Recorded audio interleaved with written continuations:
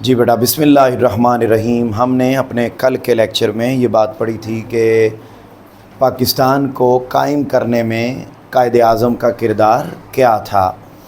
اب بیٹے پاکستان بن گیا۔ پاکستان بننے کے بعد صاف ظاہر ہے آپ نے ایک جگہ سے دوسری جگہ گھر شفٹ کرنا ہو تو آپ پہلے ہی دن جا کے وہاں پر ایڈجسٹ نہیں ہو جاتے، بلکہ آپ کو شروع میں کچھ مسائل کا سامنا کرنا پڑتا ہے۔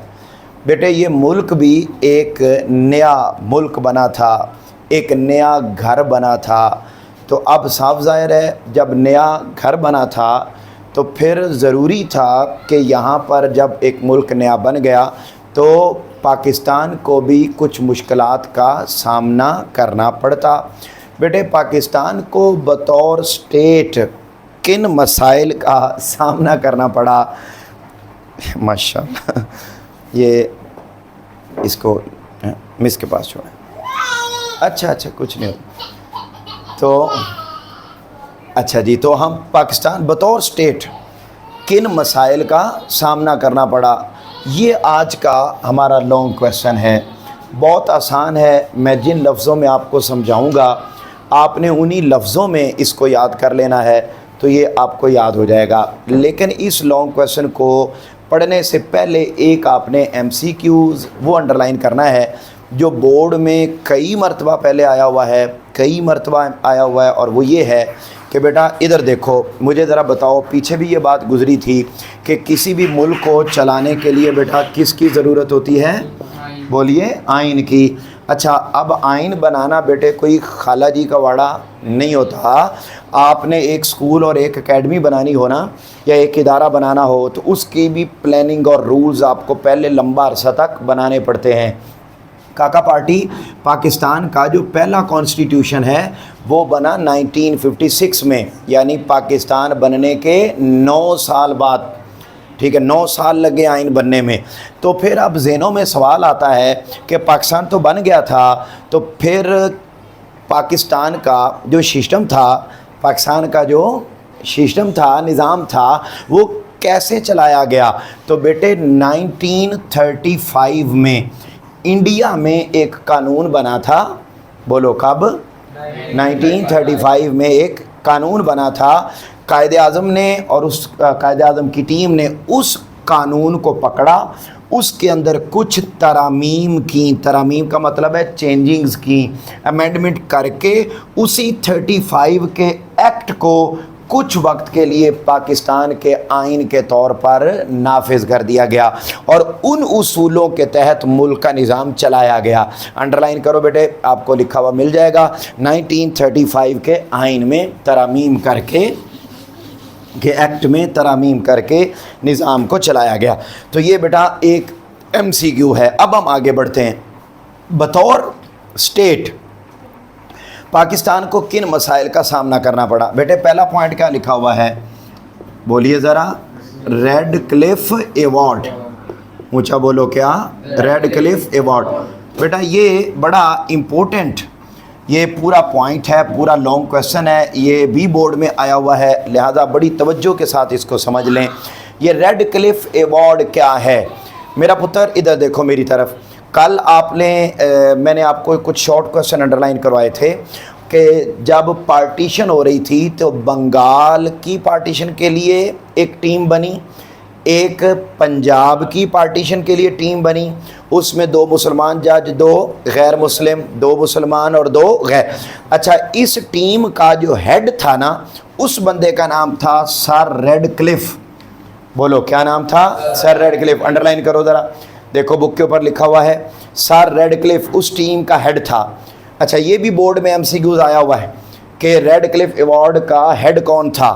تو بیٹے وہ اسی کے نام سے ہی بنا ہوا ہے، سر ریڈ کلف۔ اچھا ادھر پہلے میری بات کو سمجھو، ریڈ کلف یہ ہیڈ تھا، اس نے بیٹے جب پارٹیشن کرنا چاہی نا پریکٹیکلی، تو اس نے بہت سارے علاقے پاکستان کو ملنے تھے، اس نے وہ علاقے پاکستان کو نہیں دیے۔ کیا؟ پاکستان کو نہیں دیے۔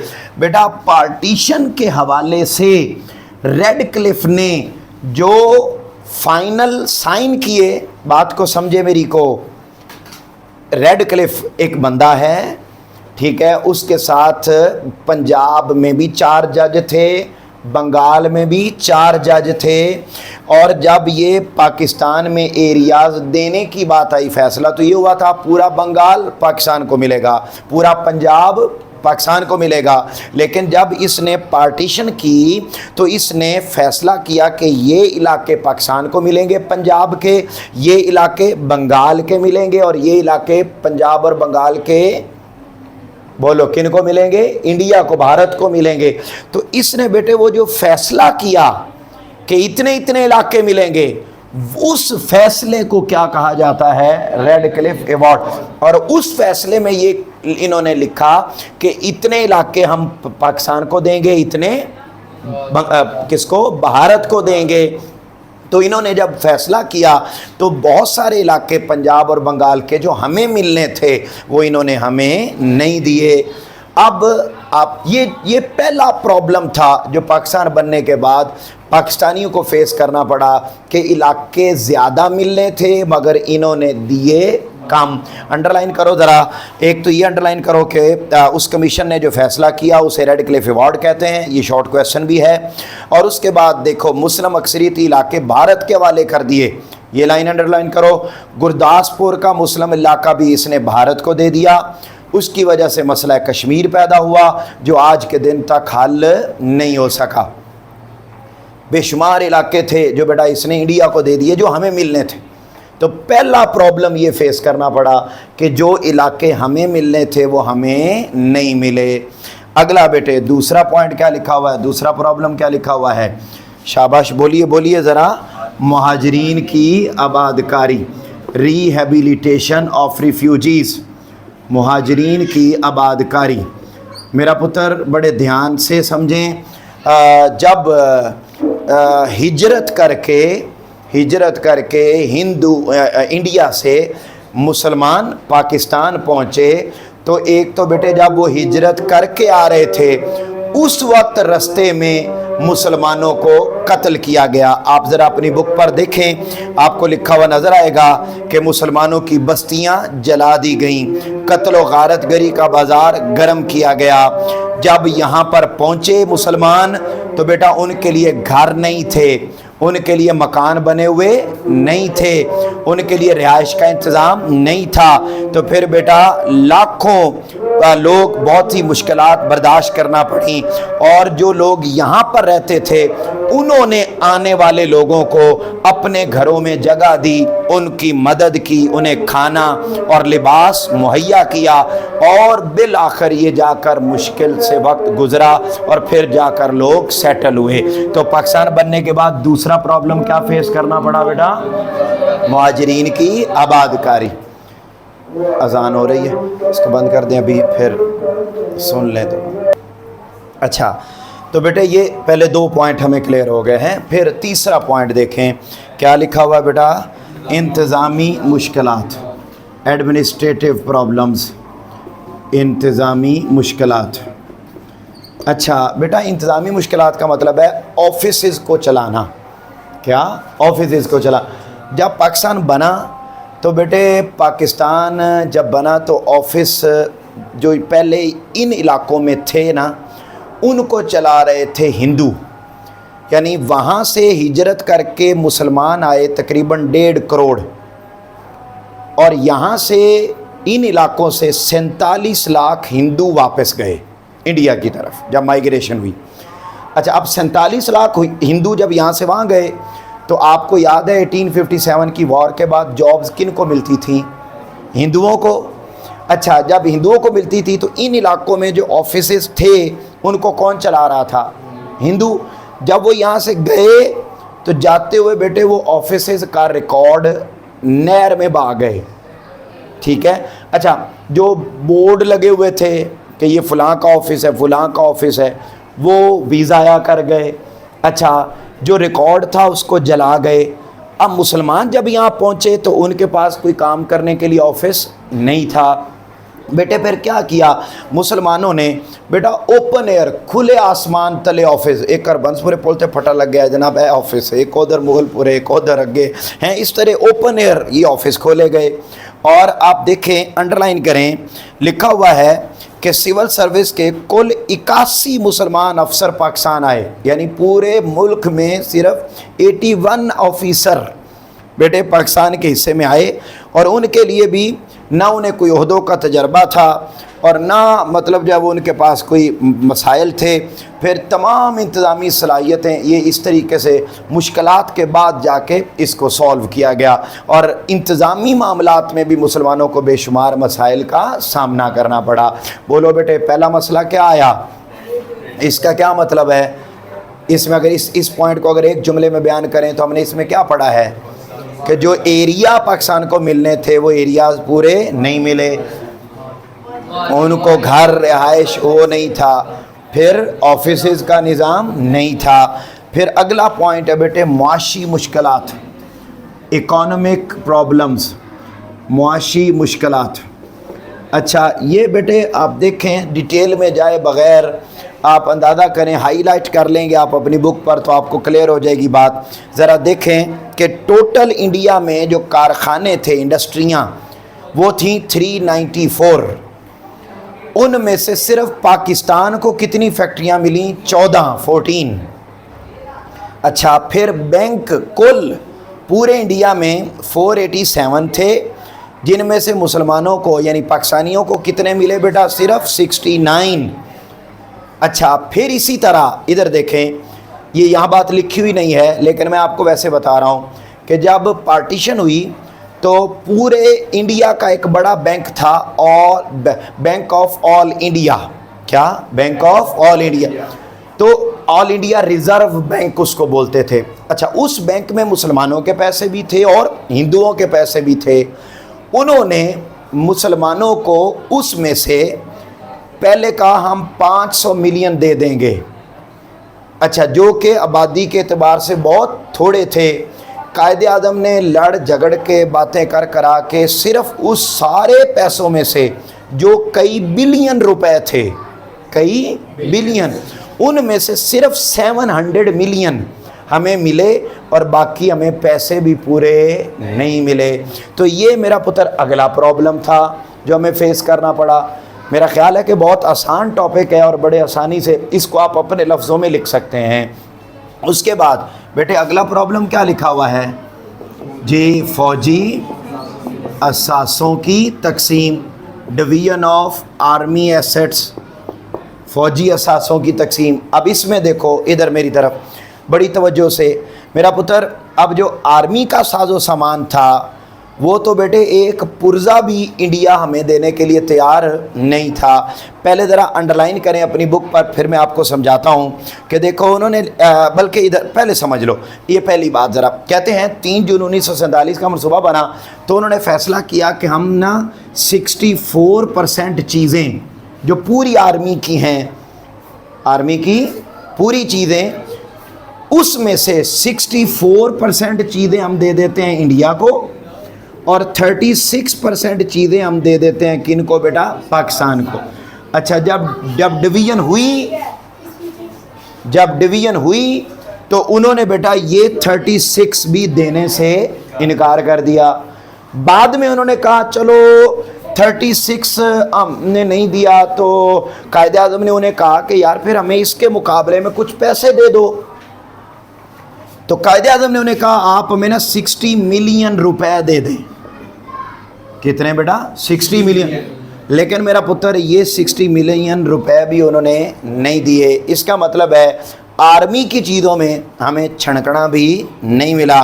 اور میرا پتر یوں، اچھا یہ دیکھیے ٹوٹل وہاں پر آرمی کی جو فیکٹریاں تھیں وہ 16 کام کر رہی تھی پورے انڈیا میں، لیکن ان میں سے ایک بھی پاکستان کو نہیں ملی۔ پھر جو فارمولا پہلے انہوں نے بنایا 64-36 کا، اس پر بھی عمل نہیں ہوا اور 100% ہی انڈیا کو دے دیا۔ بعد میں 60 ملین روپے کی بات کی گئی بیٹے، اسے بھی نیچلی لائن میں لکھا ہوا ہے حکومت نے مسترد کر دیا اور نہیں دیا۔ یوں پاکستان کو اپنے جائز حق سے بھی کیا کر دیا گیا؟ محروم کر دیا گیا۔ بیٹے اگلا پوائنٹ کیا لکھا ہوا ہے؟ بولو بولو شاباش جی، دریائی پانی کا تنازع، دریائی پانی کا تنازع۔ जी मेरा पुत्र, इशू ऑफ रिवर वाटर। मेरा पुत्र इधर देखो, बात को समझिएगा। जब पाकिस्तान बना, ये आगे भी टॉपिक आएगा इसलिए अभी ध्यान से समझ लें। जब पाकिस्तान बना तो बेटा इंडिया में टोटल 6 दरिया बहते थे। एक था रावी, सतलुज और ब्यास। फिर बेटा झेलम, चनाब और सिंध। ये 6 दरिया बहते थे जब पाकिस्तान बना। अब ये 6 के 6 दरिया ही ना इंडिया से गुज़र के पाकिस्तान आते हैं। क्या इंडिया से गुज़र कर पाकिस्तान आते हैं? बेटे जब पाकिस्तान बना उस वक्त तो 6 मिले, लेकिन पाकिस्तान बने को अभी थोड़ा ही वक्त गुज़रा था कि अप्रैल 1948 में बेटा इन 3 दरियाओं का पानी इंडिया ने क्या कर दिया? बंद कर दी, क्योंकि इंडिया से गुजर के आते, पीछे बंद कर दिया।